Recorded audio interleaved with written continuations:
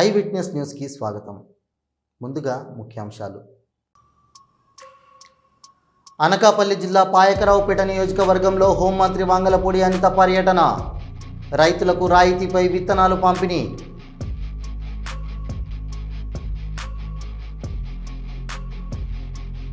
మాదాపూర్లో అవికా అమృత సంకల్ప క్లినిక్ను ప్రారంభించిన మాజీ మంత్రి BRS party working president KTR. రాష్ట్రంలో గొల్ల కుర్మలకు ఎలాంటి పదవులు లేవు, తనకు మంత్రి పదవి ఇవ్వాలని ఆలేరు కాంగ్రెస్ ఎమ్మెల్యే బీర్లా ఐలయ్య డిమాండ్.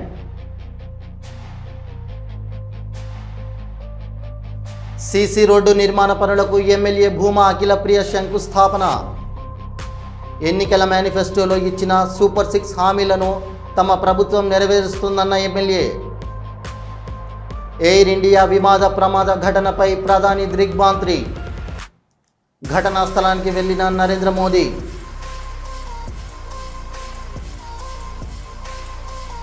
అత్యంత వైభవంగా సింహాచలం శ్రీ వరాహ లక్ష్మీ నరసింహస్వామి వారి నిత్య కళ్యాణం. అధిక సంఖ్యలో పాల్గొన్న భక్తులు.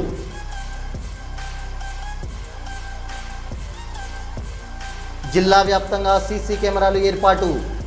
నేరాల నియంత్రణకు పటిష్ట చర్యలు తీసుకుంటున్నామన్న ఎస్పీ.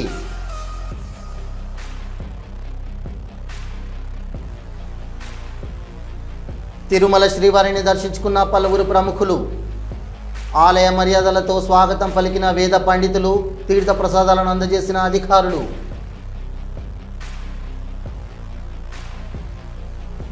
అనకాపల్లి జిల్లా పాయకరావుపేట నియోజకవర్గంలో హోంమంత్రి వంగలపూడి అనిత పర్యటించారు. ఎస్ రాయవరం మండలం గడ్డపాలెం గ్రామంలో ఏరువాక కార్యక్రమంలో హోంమంత్రి పాల్గొన్నారు. ఏరువాక కార్యక్రమంలో భాగంగా భూమి పూజ చేసి కాడెడ్లతో నాగలి పట్టుకొని పొలం దున్నారు. తర్వాత రైతులకు రాయితీపై విత్తనాలు పంపిణీ చేశారు. వ్యవసాయ యాంత్రీకరణలో భాగంగా 80% రాయితీపై డ్రోన్ ప్రారంభించారు. హోంమంత్రి మాట్లాడుతూ రైతులకు ఏరువాక పౌర్ణమి శుభాకాంక్షలు. రైతు దేశానికి వెన్నెముక. రైతులకు ఎన్డీఏ ప్రభుత్వం అధిక ప్రాధాన్యత ఇస్తుంది. టెక్నాలజీకి అనుగుణంగా ఆధునీకరణ పరికరాలు కూడా రైతులకు అందజేస్తున్నాం. నేడు డ్రోన్ ఉపయోగించి రైతులు వ్యవసాయం చేస్తున్నారు. 80% రాయితీపై రైతులకు డ్రోన్లు ఇస్తున్నాం. పాడి పంటలతో రాష్ట్రం సుభిక్షంగా ఉండాలని కోరుతున్నానని అన్నారు. వికారాబాద్ జిల్లా తాండూరులో అరుదైన పసుపు రంగు కప్పలు కనువిందు చేస్తున్నాయి. సహజంగా మన ప్రాంతాల్లో ఈ పసుపు రంగు కప్పలు కనబడవు. ఎక్కువగా చల్లటి ప్రాంతాల్లో మాత్రమే ఈ కప్పలు కనబడతాయి. అయితే ప్రస్తుతం వర్షాకాలం మొదలవుతుండడంతో కొన్ని ప్రాంతాల్లో వర్షాలు కురిసి కుంటల్లోకి నీళ్లు చేరుతున్నాయి. దీంతో ఈ ఎల్లో ఫ్రాగ్స్ దర్శనమిస్తున్నాయి. వీటిని చూసిన స్థానిక ప్రజలు ఎంతో ఆసక్తిగా ఫోటోలు తీస్తూ మురిసిపోతున్నారు. వర్షాకాలం మొదలైందంటే చాలు కాలువలు, చెరువులు, నీటి కుంటలు పొంగి పొర్లుతుంటాయి. ఈ తొలకరి జల్లులు పడినప్పుడు ఆయా ప్రాంతాలు మొత్తం చిత్తడిగా మారిపోతాయి. ఇలాంటి చల్లటి వాతావరణం ఏర్పడగానే చెరువులు, కుంటల వద్ద పెద్ద సైజు కప్పలు కనువిందు చేస్తుంటాయి. తొలకరి జల్లులతో పాటు కనిపించే ఈ అరుదైన జీవులు మానవ మనుగడకు ప్రతీకలుగా ఉంటాయి. వాటి రాకతో వర్షాలు వస్తాయని రైతులు నమ్ముతారు. అయితే వర్షాకాలం మొదలు కావడంతో తాజాగా ఇలాంటి కప్పలు తాండూరులో దర్శనమిచ్చాయి. అరుదైన పసుపు రంగు కప్పలు కనువిందు చేస్తున్నాయి. సహజంగా మన ప్రాంతాల్లో పసుపు రంగు కప్పలు కనబడవు. చల్లటి ప్రాంతాల్లో మాత్రమే ఈ కప్పలు కనబడతాయి. అయితే మన ప్రాంతాల్లో వర్షాకాల సమయంలో మాత్రమే ఈ పసుపు రంగు కప్పలు కనిపిస్తుంటాయి. తాజాగా వర్షాకాలం ప్రారంభం కానుండడంతో తాండూరులో కొన్ని ప్రాంతాల్లో వర్షాలు కురిశాయి. దీంతో లోతట్టు ప్రాంతాల్లోకి నీరు చేరుకున్నాయి. ఇలా నీరు చేరిన ఓ మడుగులో ఈ పసుపు రంగు కప్పలు దర్శనమిచ్చాయి. చెరువులు, కుంటలతో పాటు వర్షం కారణంగా ఇళ్ల మధ్య ఖాళీ ప్రదేశాలలో నిలిచి ఉన్న నీటిలో కూడా ఈ పసుపు రంగు కప్పలు కనువిందు చేస్తున్నాయి. సాధారణ కప్పల మాదిరి ముదురు గోధుమ వర్ణంలో కాకుండా పసుపు రంగులో కప్పలు కనిపించడంతో స్థానికులు విచిత్రంగా చూస్తున్నారు. అరుదుగా కనిపించే ఈ కప్పలను చూసేందుకు చిన్నారులు, పెద్దలు భారీ సంఖ్యలో అక్కడికి చేరుకుంటున్నారు. పసుపు, వర్షం, చిన్న కళ్ళతో నీటితో అందంగా కనిపిస్తూ కనువిందు చేస్తున్న వీటిని వీడియోలు, ఫోటోలు తీస్తూ మురిసిపోతున్నారు. స్త్రీ శిశు సంక్షేమ శాఖ మరియు గిరిజన సంక్షేమ శాఖ మంత్రి గుమ్మడి సంధ్యారాణి జిల్లాలోని గిరిజనుల జీవన విధానాలు, సమస్యలు, అవసరాలపై బుధవారం సమీక్ష నిర్వహించారు. ఆమె జిల్లా కలెక్టర్ను కలిసి జిల్లా గిరిజన జనాభా స్థితిగతులు, వారికి ప్రభుత్వం అమలు చేస్తున్న సంక్షేమ పథకాలు అందుతున్న తీరుపై సమగ్ర సమాచారం అడిగి తెలుసుకున్నారు. రేషన్ కార్డుల లభ్యత, ఆరోగ్య సేవలు, విద్యా అవకాశాలు, ఆదాయ మార్గాలు, ఇళ్ల నిర్మాణం, పాలనా వ్యవస్థలో గిరిజనుల భాగస్వామ్యం వంటి అంశాలపై మంత్రి అడిగి తెలుసుకున్నారు.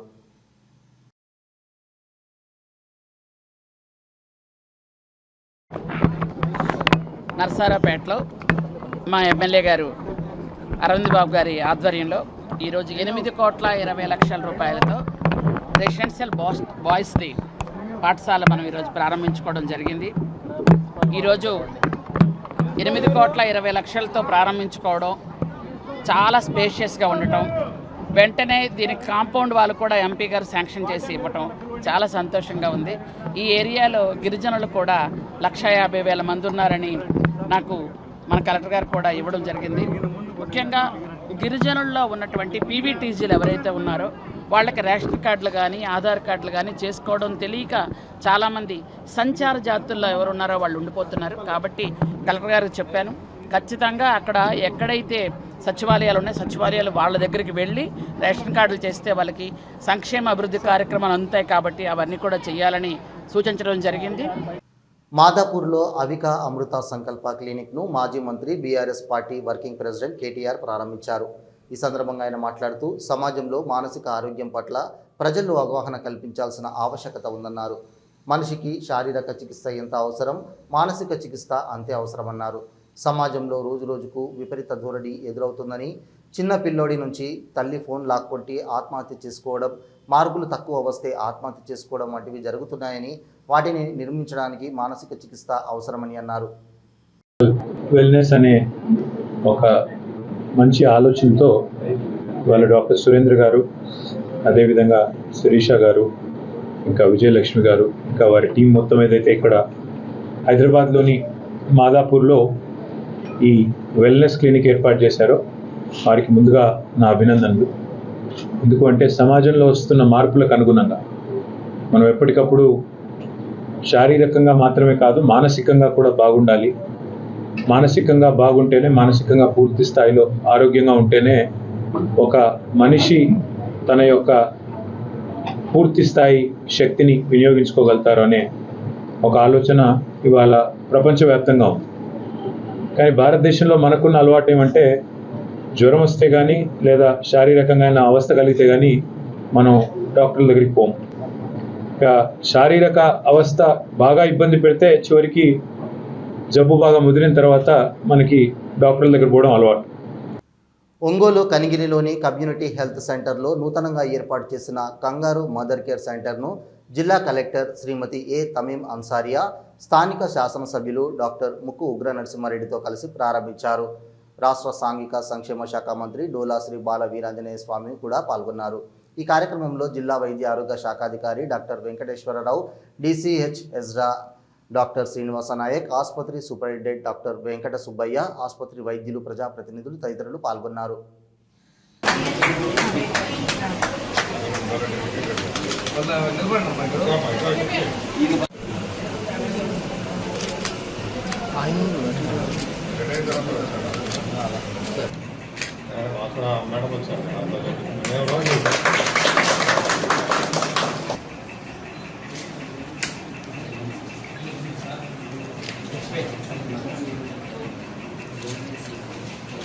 నాకు ఆమె చూసిన తర్వాత చాలా మన చదువుకున్న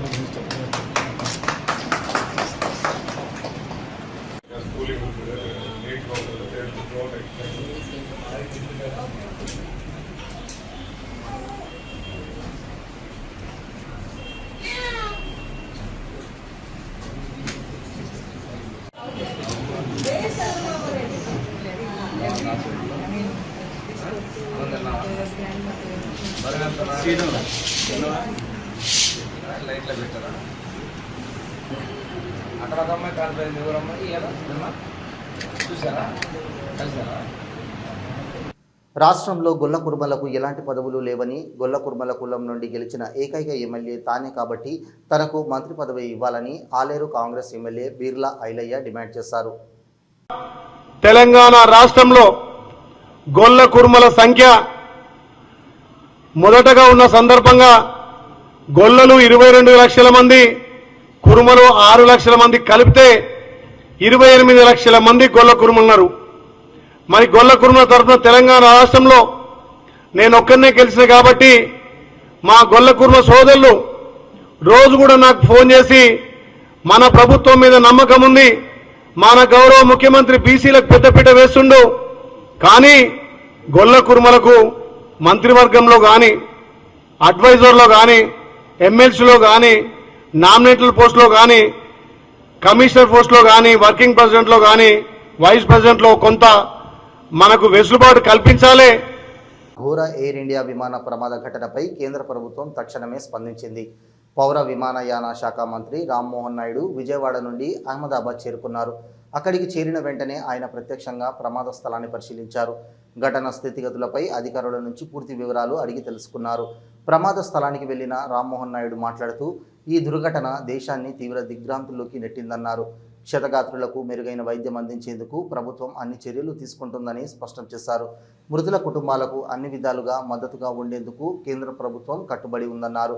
వెంటనే సహాయక బృందాలు, వైద్య సిబ్బంది, అగ్నిమాపక దళం రంగంలోకి దిగడం వల్ల మరిన్ని ప్రాణ నష్టాలు తలెత్తకుండా నివారించగలిగామని పేర్కొన్నారు. జీహెచ్ఎంసీ కమ్యూనిటీ హాల్లో ఉచిత స్కూలు నడిపేందుకు వీల్లేదంటూ బస్తీ నేతలు తాళాలు వేశారు. పంజాగుట్ట, ప్రతాప్ నగర్లో సుశీలాదేవి మెమోరియల్ ట్రస్ట్ 1982 నుండి పేద చిన్నారులకు ఉచితంగా చదువు చెబుతోంది. స్థానికంగా ఉన్న జీహెచ్ఎంసీ కమ్యూనిటీ హాల్లో ఎల్కేజీ నుంచి 4వ తరగతి వరకు పాఠాలు నేర్పిస్తారు. సీనియర్ జర్నలిస్ట్ వామనరావు ఆధ్వర్యంలో పేదలకు ఉచిత విద్య అందిస్తున్నారు. 2018లో వామనరావు మృతి చెందగా అమెరికాలో ఉండే కుమార్తె సహకారంతో స్కూల్ నడుస్తుంది. అయితే హాల్లో స్కూల్ నడిపేందుకు వీలు లేదంటూ గస్తీ కమిటీ నేతలు తాళాలు వేశారు. దీంతో స్కూల్ బయట పిల్లలకు పాఠాలు చెబుతున్నారు. నంద్యాల జిల్లా ఆళ్లగడ్డ పట్టణంలోని అభిరుచి హోటల్ నుండి సెయింట్ ఆన్స్ వరకు నూతనంగా నిర్మించ తలపెట్టిన సీసీ రోడ్డు నిర్మాణ పనులకు ఎమ్మెల్యే భూమా అఖిలప్రియ శంకుస్థాపన చేశారు. ఈ సందర్భంగా ఎమ్మెల్యే భూమా అఖిలప్రియ మీడియాతో మాట్లాడుతూ ఎన్నికల మేనిఫెస్టోలో ఇచ్చిన సూపర్ 6 హామీలన్నింటినీ తమ ప్రభుత్వం చిత్తశుద్ధితో అమలు చేస్తుందని తెలిపారు. ప్రముఖ పుణ్యక్షేత్రమైన అహోబిలం క్షేత్రాన్ని పర్యాటక పరంగా అభివృద్ధి చేసేందుకు గాను 25 కోట్ల రూపాయలను ప్రభుత్వం మంజూరు చేసినట్లు ఎమ్మెల్యే అఖిలప్రియ తెలిపారు.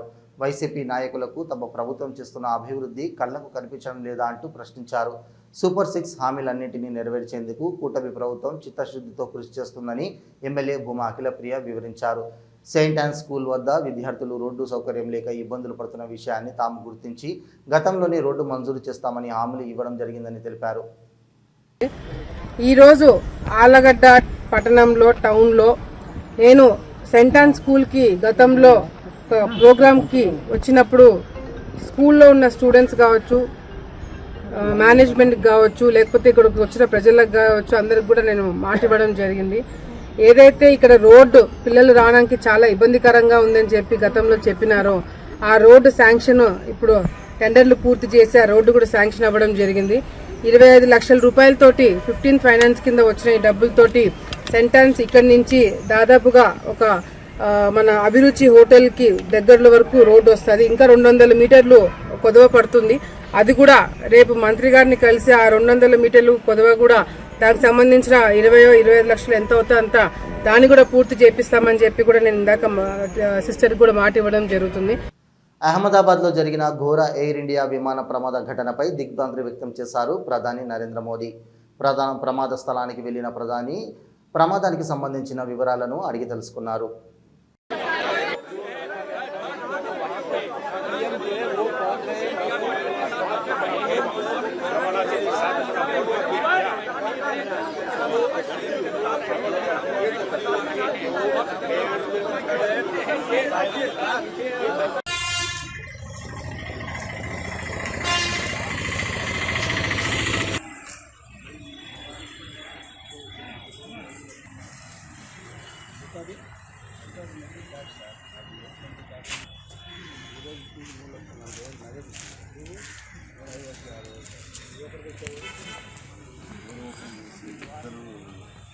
క్యాష్ సబ్మిట్ చేసేస్తారు ఇతనికి. ఇతను చూసుకొని కలెక్ట్ చేసుకొని నేను డినామినేషన్ కూడా రాసుకో అని చెప్పి ఛార్జింగ్ అయిపోతుందని అతనికి ఇచ్చి పోయి ఛార్జింగ్ పోయి తీసుకొని వచ్చిన. అప్పటికి లెక్కేసుకొని జాగ్రత్త చేసుకున్నాడు. బండిలోనే ఉన్నాడు, అతను దిగలేదు. ఉత్తరాంధ్ర ఆరాధ్య దైవం, ప్రముఖ పుణ్యక్షేత్రముగా విరజిల్లుతున్న సింహాచలం శ్రీ వరాహ లక్ష్మీ నరసింహస్వామి వారి నిత్య కళ్యాణం అత్యంత వైభవంగా జరిగింది. ఆర్జిత సేవల్లో భాగంగా అర్చక స్వాములు ఉత్సవమూర్తి గోవిందరాజస్వామిని ఉభయ దేవేరులతో మండపంలో అధిష్ఠింపజేశారు. నిత్య కళ్యాణంలో పాల్గొన్న భక్తుల గోత్రనామాలతో సంకల్పం చెప్పి పాంచరాత్రాంగనామ శాస్త్రం విధానంలో విశ్వసేనారాధన పుణ్యాహ వచనాలతో కార్యక్రమానికి శ్రీకారం చుట్టారు. కంకణ ధారణ, నూతన యజ్ఞోపవీత సమర్పణ, జీలకర్ర బెల్లం మాంగళ్య ధారణ, తలంబరాల ప్రక్రియను కమనీయంగా జరిపించారు. మంత్రపుష్పం, మంగళాసనాల తర్వాత భక్తులకు వేదాశీర్వచనాలు, శేషవస్త్రాలు, స్వామివారి ప్రసాదాలను అందజేశారు. అనంతరం స్వామివారి అంతరాలయ దర్శనం కల్పించారు.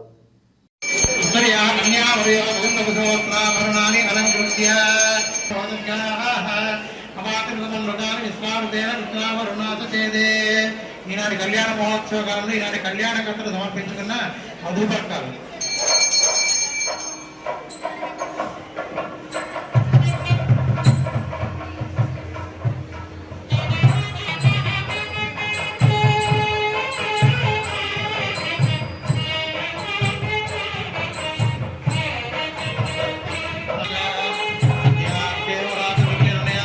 జిల్లా వ్యాప్తంగా సీసీ కెమెరాలు ఏర్పాటు చేసి ఎలాంటి అవాంఛనీయ ఘటనలు జరగకుండా ప్రణాళికలు సిద్ధం చేస్తున్నామని జిల్లా ఎస్పీ అన్నారు.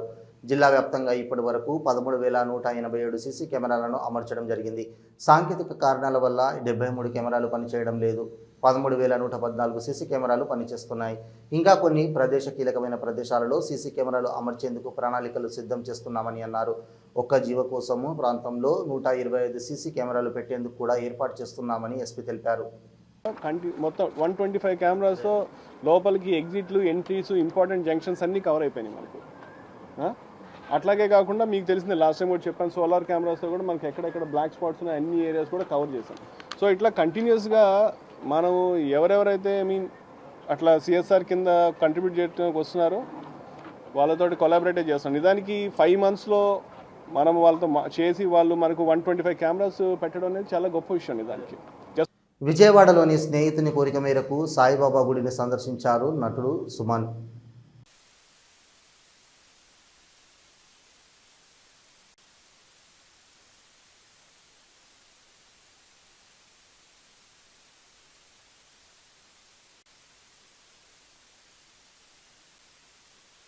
అందరికీ నమస్కారం అండి. ఈరోజు విజయవాడలో ఇవాళ రేపు షూటింగ్ ఉంది. డైరెక్టర్ కాకర్ల గారు అని చెప్పి డైరెక్షన్. అయితే సినిమా వచ్చేసి కొంచెం యూత్ మీద, ఈ డ్రగ్స్ మీద, ఎయిడ్స్ మీద, వాటి మీద ఇది దాంట్లో డాక్టర్ క్యారెక్టర్ చేస్తున్నాను. సో రాజు గారు మాకు బాగా మంచి స్నేహితుడు. మాకు ఎప్పటి నుంచో చెప్తూనే ఉన్నారు. 2-3 సార్లు మిస్ అయ్యాను. సరే ఈరోజు షూటింగ్ పోతూ విజిట్ చేస్తానని చెప్పాను. చాలా సంతోషం. ఇందాక మేడం గారు చెప్పారు, భక్తి అన్నది ప్రతి ఒక్కరికి ఏంటంటే అది మనసులో వచ్చేది, నమ్మకం అది. చాలామంది నమ్మకంతో వచ్చినప్పుడు బాబా గారు ఏంటంటే, బాబా గారు వచ్చి ఒక మనిషి, ఆయనకి దేవుడు ఆశీర్వాదాలు ఇచ్చారు, అంతే అధికారం ఇచ్చారు ఆశీర్వదించడానికి. మిగతా దేవుళ్ళకి ఆయనకి చాలా డిఫరెన్స్ ఉంది. బాబా షిరిడి బాబా ఏంటంటే ఈజ్ అ హ్యూమన్ బీయింగ్కి ఆ పవర్ ఇచ్చారు. సో ఒక హ్యూమన్ బీయింగ్, మనుషుల బాధలు కష్టాలంటే ఈజీగా ఆయన అర్థం చేసుకున్న మనిషి. ఈరోజు మనతో లేకపోయినా చాలామంది ఒక నమ్మకం ఏంటంటే ఆయన దగ్గరకు వచ్చి సిన్సియర్గా ప్రే చేస్తే తప్పకుండా అది నెరవేరుతుంది అని ఒక నమ్మకం. అది ఆ నమ్మకం. గద్దర్ స్మారకార్థం ఆయన పేరు మీద ఫిలిం అవార్డ్స్ ఇవ్వడానికి సర్వం సిద్ధం చేస్తున్నట్లు నిర్మాత దిల్ రాజు తెలిపారు. సో ఈరోజు యాక్చువల్గా ఈ ఈవెంట్, ఈ ప్రెస్ మీట్కి మంత్రివర్యులు కూడా రావాల్సింది ఉంది. పోతే ఆ ఇన్సిడెంట్ వల్ల సో ఈరోజు ఆ ప్రోగ్రామ్ని క్యాన్సిల్ చేసి, సో మీడియా మిత్రుల ద్వారా సో 14th రోజు జరగబోతున్న ఈ Telangana Gaddar film awards 14 years తర్వాత ఈ రాష్ట్రం ప్రభుత్వం